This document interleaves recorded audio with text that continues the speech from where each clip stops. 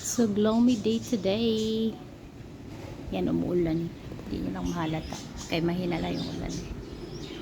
So, today, samahan niyo akong mag-ready sa aking hospital bag kung ano lang yung dadalhin ko. Yan yung mga gamit natin. Yan, AQ Dry na pang newborn. Tapos yan, mag-ready tayo. Pakita ko sa inyo. Yan. May mga ano tayo dyan.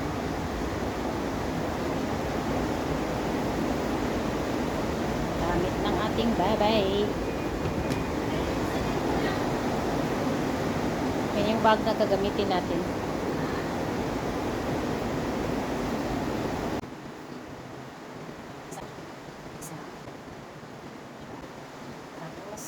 First, go net, mittens, and socks. Kaya pa? Ano mo yata? 25 ang bag. Tapos na quiet siya. Ready ka ito na po.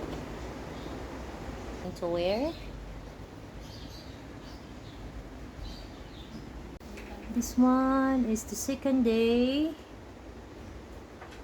Yan. Second day yan. Yan.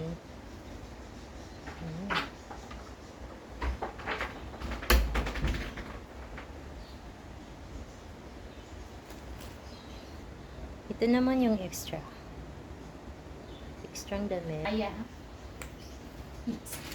Giupay ko na ini para maghusay lang ini nga video. We have some cotton. And then, some extra diaper. And also, meron din kami, uy, AQ Dry, baka naman. But not sponsored. Meron din tayong hygiene kit for the baby. And para din sa mommy, yan o. Yan. Oh, wipes. Hi guys! Ayan na, naka-impake na po tayo for the upcoming baby girl. Mas maigi po sa mga first time mommy, dapat naka-ziplock na yung mga kailangan dadalhin nyo. Kasi pag nalagay na siya sa bag, hindi na kayo kalkal ng kalkal.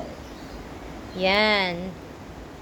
Advantage for rainy days kasi if in case of emergency, hindi mababasa yung damit ng baby nyo. Yan. This is the first day. The second day. And extra clothes. Yan. Sa gamit naman ng mami, the most important thing, magdala kayo ng yan. Yan sa PhilHealth. Yung binigay ng ubi nyo, yung sa admission. Kailangan mayroon kayo yan. Tapos may BB book po tayo. Kailangan nyo yung tindalhin. Tsaka, meron din kaming PSA ng mama, ng papa, pero nag-xerox na kami, dinala lang namin na original. Tapos, pag kayo naman ay kasal, yung marriage contract nyo po, i-xerox nyo na lang. Magdala din kayo. Ito naman yung damit ng mother. Yan o. Kailangan may socks po kayo, no, mga mami. Kasi, bago kayong panganak, baka malamigan yung mga ano nyo dyan. Dapat may socks kayo na dala-dala. Ito yung pang-uwi niya na damit. Naka-ready na din. Naka-impact. Naka-extra. Ito din yung extra niya. Yan. Tsaka guys, kailangan nyo, bumili na kayo ng overnight panties na maternity napkin po siya. Para hindi na kayo kailangan mag-under. Tapos sapawan nyo na lang ng shorts or cyclings. Pwede din. Yan po sa mami. Yan o.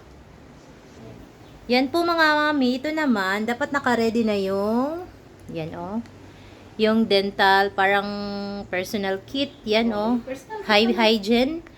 Dapat nakaganito na yun lahat para hindi na kayo nasaan yung ganyan, kalkal na kayo ng kalkal. Tapos po, in case naman po na hindi pa naanuhan ng milk si mami, nagdala din po kami ng extra bottle for the baby para sa formula na. Yan po, nakaano na yan siya. Ganyan po dapat. Like, mga simple tips lang po to. Sinishare lang namin. Sana makatulong po. Sa mga anak dyan. Dyan po sa mga mamin.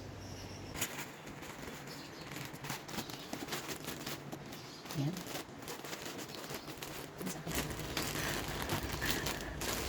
Okay na yung ma-overpacking, guys.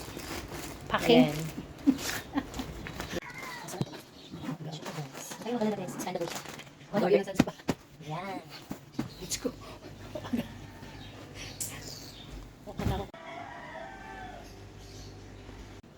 Ito naman guys, yung sa mga personal na mga importante yung mga Pala. papel-papel. Dito Yan, niya na. dito na lang yan po ilagay para on the go na lang po. Yan, dyan. Tapos, don't forget to bring some extra money. Yan. Anong extra money? Yung pambayad dito extra. Pambayad pala yun.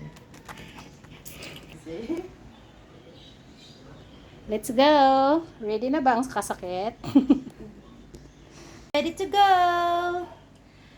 Thank you for watching!